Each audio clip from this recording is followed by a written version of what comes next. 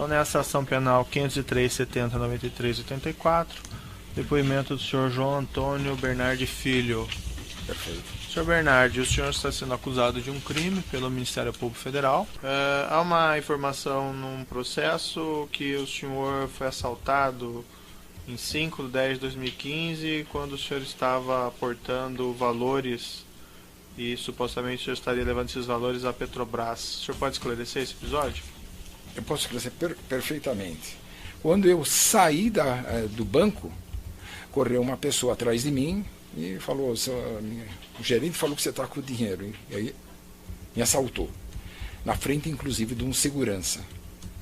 E na tarde desse dia, quando eu estava na delegacia, me foram retornados 43 mil reais, porque o resto havia se espalhado. Tá, mas esse dinheiro o senhor ia fazer o que com esse dinheiro? Esse dinheiro tinha sido dado por conta do senhor Renato Duque, para mim. Então esses 100 mil reais eram do senhor Renato Duque. Exato. Também. Então assim, o senhor estava lavando dinheiro para ele? Eu era um gestor do dinheiro. Mas dinheiro que o senhor sabia que vinha de propina? Sim.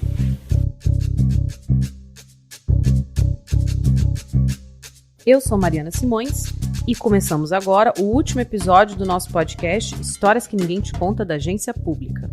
E hoje vamos falar de dinheiro. Os rastros da corrupção na zona portuária e no centro do Rio de Janeiro são inúmeros e a gente vai em busca deles. Eu sou Natália Viana, uma das coordenadoras do aplicativo Museu do Ontem, que foi o ponto de partida para essa série de podcasts. O aplicativo mistura tecnologia e jornalismo para ajudar as pessoas a explorarem o Porto do Rio de Janeiro. Estamos aqui no Largo da Carioca. Imagina que você está caminhando por aqui. É uma praça central no centro do Rio de Janeiro. E de repente você se depara com uma pessoa correndo com uma mala na mão. A pessoa cai no chão, a mala estoura e 100 mil reais saem voando pelo Largo da Carioca. Mas isso aconteceu, gente. E a mala era, na verdade, de João Bernardi Filho, empresário que foi durante anos ligado a uma empresa italiana que fornecia equipamentos para a Petrobras. O que você ouviu agora há pouco foi o depoimento dele para os procuradores da Lava Jato. Mas a história dele, tá bem marcada aqui no centro do Rio. Tem um episódio que é muito interessante, aconteceu exatamente aqui no Largo da Carioca. E eu, que não sou carioca, sou de São Paulo, para mim vir para cá é sempre uma experiência marcante. Porque aqui no Largo da Carioca você vê a Avenida Chile, uma avenida enorme. De um lado você vê o prédio da Petrobras, que foi a primeira grande obra da Odebrecht, é um prédio moderno, que tem jardins suspensos, ele super marca a vista aqui. Do outro lado da avenida você tem o BNDES. E era bem para o BNDES que estava indo o Bernardi. Mas aí, o que aconteceu depois, Nath? Conta essa parte. Isso está registrado porque o Bernardi, embora o dinheiro fosse propina, ou seja, dinheiro público, ele deu queixa contra o ladrão. O ladrão foi condenado a 9 anos de prisão e foi para a prisão, cumpriu pena por alguns anos e trabalhou na cadeia, inclusive até conseguir progressão da pena para o regime semiaberto, foi para o semiaberto e acabou fugindo. Já o Bernardi foi preso também pela Lava Jato e também não ficou muito tempo na cadeia. Ele foi preso durante a investigação da Lava Jato em 2014, assinou um acordo de delação premiada, acabou de ser condenado recentemente, no ano passado, de novo pela Lava Jato, mas como tem delação premiada, ele não responde com punição de cadeia, ele responde em liberdade ou prisão domiciliar. E essa é uma história bem brasileira, Porque o que aconteceu é que um ladrão roubou outro ladrão. E, na verdade, quem foi para a cadeia primeiro foi o assaltante e não o cara que estava roubando dinheiro público, Quando você acha que começou a corrupção no Brasil? Foi com a descoberta, Desde Cabral. Passou o Cabral, veio outro Cabral e vai vir mais Cabral aí. Quando você acha que começou a corrupção no Brasil? Rapaz, acho que desde que o Brasil sofreu com o advento da colonização europeia, basicamente. Falaram tanto, que a corrupção no Brasil já começou desde a época que o Brasil era colônia, que a gente veio aqui para a Praça 15, que é um local aqui histórico que tem vários marcos da chegada dos portugueses em 1808, quando eles transferiram a corte de Portugal para o Brasil. Então, a gente está aqui em frente ao cais, onde atracou o navio de Dom João VI naquela época, quando ele veio com a corte inteira para cá. Tem um marcozinho que dá para ver ainda que era um cais, né? Tem uma torrezinha de concreto, assim, bem bonita. E do lado tem o Paço Imperial, que é uma estrutura linda. É um casarão antigo, né? Você vê que ele está bem preservado, ele é uma estrutura branca, assim, pomposa, de 3 andares, e teve uma época que a família real chegou a morar aqui, né? Pois é, vamos virar de novo aqui para onde era o mar e imaginar a seguinte cena. Em 8 de março de 1808, aportaram aqui no cais, no antigo cais, que fica aqui na Praça 15, 16 navios gigantes, trazendo não só toda a família real portuguesa, né, Dom João VI, a esposa dele, Carlota Joaquina, mas também mais de 10 mil pessoas. O que aconteceu? O rei Dom João VI, vendo que Napoleão estava prestes a invadir Portugal, resolveu simplesmente fugir com toda a corte, todos os nobres. Vieram nesse barco nobres, generais, bispos da Igreja Católica e também alguns servos, empregados para servir a eles, né? Mas todo mundo que era rico fugiu de Lisboa. E eles não saíram sozinhos, não, eles saíram com toda a riqueza de Portugal. Então, já que a gente está falando de corrupção, acho importante relembrar isso, né? Um grande saque de bens públicos da população portuguesa, colocaram no navio e trouxeram para o Brasil, deixaram Lisboa literalmente a ver navios, né? Que acabou sendo de fato invadida por Napoleão.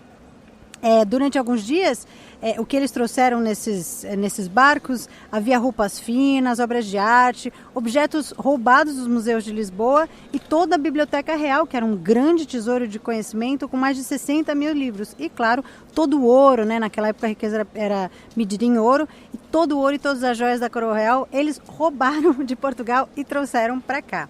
Essa história e muitas outras estão no livro do jornalista Laurentino Gomes, 1808, que a gente vai ouvir um trechinho aqui para mostrar exatamente como é que funcionava a corte, como é que funcionava o esqueminha ali dos funcionários da corte. Dom Pedro I, mesmo nascido numa família real, mantinha negócios paralelos, alguns até mesquinhos, que não combinavam com as altas responsabilidades da função de imperador.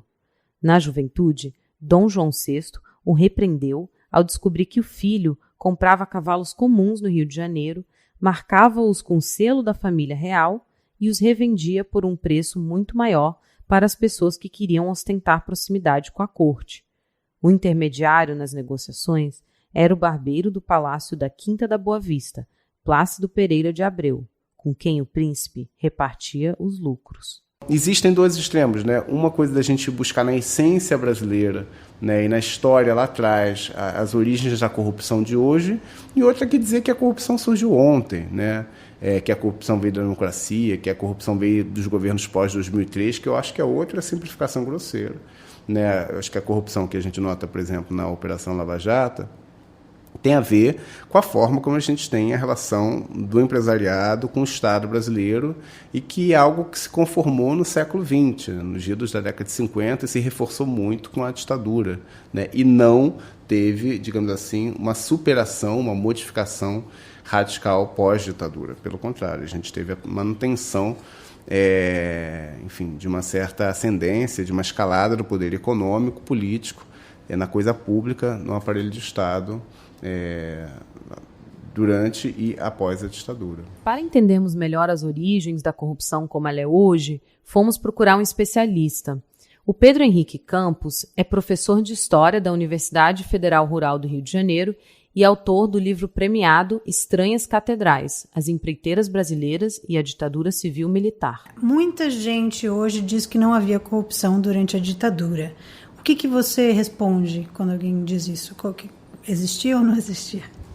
É o justo oposto. O que a gente verifica é que a gente tem, na verdade, uma escalada do processo de corrupção, de práticas ilegais, envolvendo empresas e Estado no Brasil naquela época. Eu costumo dizer, inclusive, que a gente teve, durante a ditadura, uma espécie de tempestade perfeita, né, para práticas ilegais e irregulares envolvendo essa relação do público-privado. Por quê? Assim, para começar, que, ao contrário do que a gente pode imaginar, são vários os casos casos de corrupção que foram denunciados durante a ditadura, né? O caso Allis, relatório Saraiva, o caso Coroa Brastel, caso Delfim, caso envolvendo o Banco Nacional de Habitação, caso envolvendo o Banco Central. São vários, daria para listar diversos que já foram estudados. A gente tem estudos, pesquisas, denúncias, acusações que foram na época e que na maior parte dos casos não foi muito adiante, justamente porque a gente tinha um dos pilares dessa tempestade perfeita, que era o cerceamento dos órgãos de investigação. Então, Polícia Federal, Ministério Público, Judiciário, Parlamento, oposição, movimentos sociais, sindicatos, todos esses instrumentos que hoje a gente tem como mecanismo, né, que controlam e denunciam a corrupção, imprensa, jornalistas, não sei se mencionei, eles estavam naquele momento cerceados, amordaçados, né, não funcionavam de uma forma regular, normal. Localizada na área central da cidade do Rio de Janeiro e às margens da Baía de Guanabara, um dos maiores ícones da cidade, a região portuária, é objeto de um grandioso projeto de revitalização. Considerada durante décadas como a porta de entrada do país, desde a abertura dos portos em 1808, a região portuária, apesar do atual cenário de abandono e degradação, guarda em si um potencial extraordinário para se transformar em uma nova e forte centralidade comercial, residencial e de lazer, polarizadora de novos investimentos na cidade. Nós estamos aqui agora no Porto Maravilha, que é uma região que ficou famosa, acho que no Brasil inteiro, na época das Olimpíadas, e é onde era a antiga área do Porto do Rio, né? Desde a sua fundação. Essa área foi totalmente revitalizada, remodelada por conta das Olimpíadas. E onde eu estou nesse momento, eu e a Mariana, a gente não existia. A gente está em cima de um pier, que é uma porção de terra que foi construída, pier maior foi construída em cima do mar, fazendo parte desse grande investimento de revitalização da área portuária. Antes aqui você tinha um viaduto elevado, que era conhecido como perimetral, que cortava todo o centro do rio e deixava essa área bastante degradada. Era bastante desagradável, né? Porque tinha muita barulheira, muito carro. Tinha pessoas que moravam aqui em casarões antigos, muitos cortiços, alguns continuam, outros acabaram sendo removidos. Mas essa área mudou muito, né?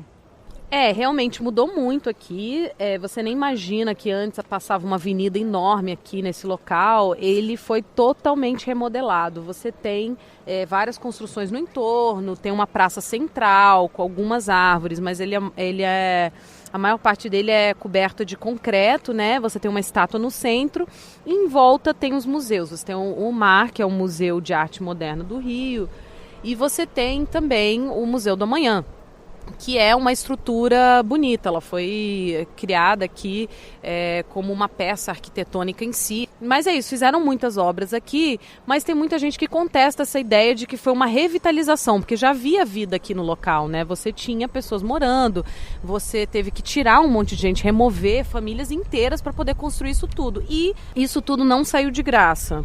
No total, foram 6,2 bilhões de investimentos da Caixa aqui para as obras do Boulevard Olímpico e do Museu do Amanhã e dos túneis subterrâneos que substituíram o elevado da perimetral. E além disso, a Caixa ainda vai investir mais 4 bilhões para manutenção e reurbanização de metade dessa região. E na verdade não foi de graça mesmo, porque rolou muita propina aqui. A delação premiada de um dos donos da Carioca Engenharia trouxe novos detalhes sobre propina que teria sido paga ao presidente da Câmara, Eduardo Cunha, do PMDB. A empresa fazia parte do consórcio que atuou nas obras do Porto Maravilha, no Rio de Janeiro. Como parte de uma delação premiada, um empresário da Carioca Engenharia entregou para os procuradores da Lava Jato uma tabela que lista 22 depósitos, somando quase 5 milhões de dólares em propina, pagas para o ex-deputado Eduardo Cunha. Segundo esse empresário, várias empresas que faziam obras aqui no Porto Maravilha recebiam financiamento da Caixa Econômica e tinham que devolver 1,5% do valor para Eduardo Cunha. Eduardo Cunha era quem fazia o caixinha para o PMDB. Naquela época o PMDB era quem controlava a Caixa Econômica Federal, ou seja, dinheiro público ia para as construtoras e voltava 1,5% para o bolso do PMDB. Entre as construtoras que se beneficiaram desse esquema foram a OAS, a Odebrecht e a Carioca Engenharia. E segundo o Ministério Público Federal, que já acusou e a Justiça já condenou o Eduardo Cunha, somente da Odebrecht, que foi a maior empresa que atuou aqui, continua atuando aqui na área do Porto Maravilha, Eduardo Cunha recebeu pelo menos 89 milhões de reais, divididos em parcelas, pagos pela Odebrecht para facilitar esse roubo de dinheiro público, né, da Caixa Econômica Federal. Naquela época, né, eles prometiam que iam limpar o Brasil, da corrupção, dos malfeitos, etc.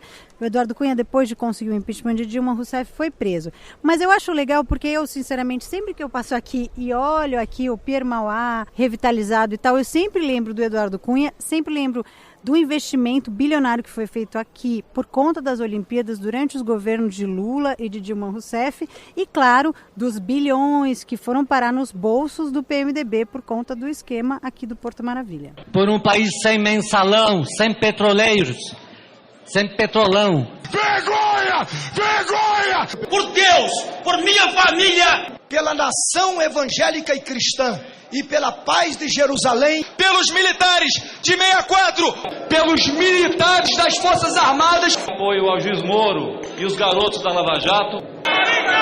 Senhor presidente, pelo meu país, meu voto é sim. Estamos aqui na rodoviária, aqui é um lugar muito movimentado, passa muito carro, ônibus, moto, tudo. E tem 2 viadutos enormes que passam aqui por cima da rodoviária. Tem também um terceiro viaduto que era a antiga perimetral. E é engraçado porque é a carcaça do que sobrou da perimetral e ela não continua. Então você vê um pedaço desse viaduto suspenso só assim dando sopa aqui no meio da rodoviária. Eles não tiraram esse pedaço. Não sabemos porquê, mas é realmente uma vista muito engraçada. E a gente vai encontrar agora com o Rogério Daflon, jornalista que fez uma matéria para a Pública, sobre um dos maiores mistérios do Porto Maravilha, que foi o sumiço das vigas da perimetral. Oi, Rogério! Tudo bem? Oi. Tudo bom? Tudo bom? Beleza. Tudo Obrigada bom? por nos encontrar aqui. Tudo bom, Mari? Foi o furto da coisa pública mais pesada de todos os tempos, é isso? Sim, sim. Esse pedaço que sobrou aqui acabou sendo emblemático por causa do roubo das vigas, né? Foram 6 vigas, quer dizer, a perimetral tinha centenas de vigas, né? Mas aí parte delas foi guardada ali no Caju, que é um bairro muito abandonado do Rio de Janeiro, que por acaso não foi incluído no Porto Maravilha, e é um bairro portuário, importantíssimo para a cidade, né? E aí essas vigas, foram 18 vigas guardadas ali e 6 delas foram roubadas. Então só ali foram 110 toneladas nessas 6 vigas. E cada viga, a exceção de uma que tinha 25 metros, mas cada viga tinha 40 metros de altura. Quer dizer, foram assim, pedaços que tinham uma altura de edifícios que foram roubados e ninguém viu, sabe? É curioso, né? Naquela época você conseguiu, quer dizer, ver o valor das vigas, né? Uhum. Qual é o valor dessas vigas que sumiram? Na época a Sedurp avaliou em quase 90 mil reais. Né? Assim, a gente percebeu que a investigação estava muito falha, porque eu fui à Delegacia de Roubos e Furtos e lá me informaram o seguinte: essa investigação está com o Ministério Público Estadual. Por enquanto ainda está com o Ministério Público Estadual. Aí o Ministério Público Estadual disse que essa investigação estava na Delegacia de Roubos e Furtos, ou seja, descobriu que a investigação estava parada. Mas o pouco que a gente viu de investigação foi em cima dos caminhoneiros que trabalhavam no Caju, né, no lugar onde a perimetral, onde essas vigas estavam instaladas, né? E aí foi uma super injustiça, né? Porque os caras eram parados toda hora na rua, toda hora. Então, cadê a perimetral? Milhões de inquéritos em cima das pessoas, milhões de perguntas em cima deles. E eles assim, a gente não tem caminhão para levar a perimetral, a gente não tem maçarico para cortar. Você acabou até achando uma viga, né, que tinha desaparecido? Na verdade, um pedacinho da viga foi levado pelo então prefeito Eduardo Paes né, que resolveu levar para a casa oficial da prefeitura, que é na Gávea Pequena, Casa da Gávea Pequena, para guardar de lembrança uma obra que ele considerava emblemática na época, né? Mais uma coisa que é legal comentar, né, é que virou essa história do sumiço das vigas, virou um grande meme na internet, né? As pessoas adoram comentar, fazer gracinha com isso, inclusive teve até uma marchinha de carnaval. Que você falou dessa marchinha na própria matéria, não foi? Eu acho super legal que o espírito do carioca, né, de brincar com as nossas tragédias, né, que é uma tonelada, né, de concreto armado, de metal ser roubada, né? Isso acabou virando galhofa no Carnaval Carioca, uma marchinha super bacana. Acho que vale botar o áudio da marchinha aí, se vocês acharem. Senhor prefeito, então me diga. Eu digo. Aonde foi que enfiaram aquela viga? Só marchinha de carnaval pra gente lidar com isso, aturar esse tipo de coisa, né?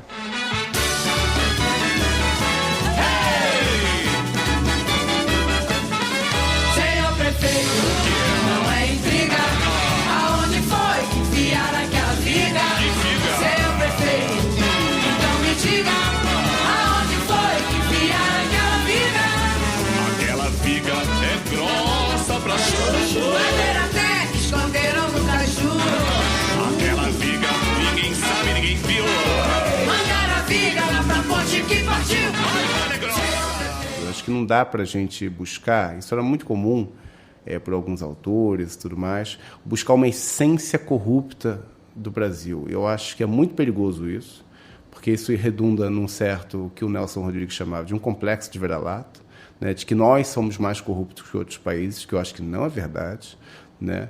Se a gente notar essas práticas, sonegação de impostos, pagamentos de propina, né, nos Estados Unidos tem muito, na Europa tem muito, no Japão tem demais, tá? E assim, eu acho que não tem necessariamente mais corrupção que outros. Pode até ter, em certa medida, algumas práticas que aqui a gente tem mais, mas essa explicação de que o Brasil tem uma natureza por origem corrupta e que a corrupção é a origem de todos os males do Brasil, parece uma simplificação grosseira, né, dos nossos problemas de fundo, né, da estrutura social brasileira extremamente desigual, extremamente violenta na sua formação. A gente acaba fazendo uma generalização e simplificando diversos fenômenos como corrupção, né? Então, sonegação de impostos é corrupção? Tipo, apropriação do público pelo privado é corrupção, pagamento de propina é corrupção. Se essas questões são corrupção, a gente verifica que assim, isso é muito mais a regra do que propriamente a exceção da prática do funcionamento de um Estado capitalista, né? Um Estado capitalista serve a impulsionar o capital, assim, impulsionar as empresas e tudo mais. E a gente tem muito mais casos de corrupção que não são devidamente, digamos assim, investigados, como, por exemplo, a sonegação de impostos e tudo mais, do que propriamente os que são que vêm a público e que são instrumentalizados muitas vezes com objetivos políticos. Existe todo um uso da corrupção que se faz, né, da denúncia da corrupção, como uma forma de você deslegitimar o adversário politicamente.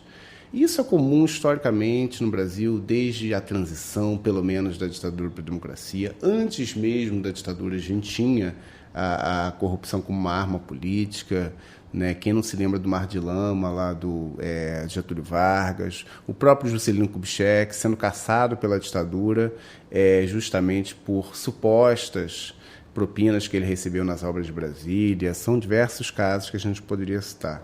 Ora, muito bem, até que enfim o senhor Getúlio Vargas pretende punir corruptos e corruptores. Mas onde estava ele quando a corrupção campeava? Que fez ele quando as portas do Banco do Brasil se abriram para dali sair o dinheiro em que um estrangeiro e um aventureiro se locupletaram?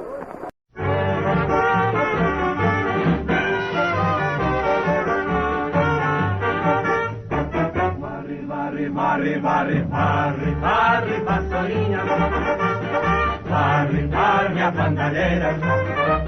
O povo já está cansado de sofrer dessa dessa maneira, Jânio Quadros, a esperança desse povo abandonado. Esse foi o último episódio do podcast Histórias que Ninguém Te Conta da Agência Pública.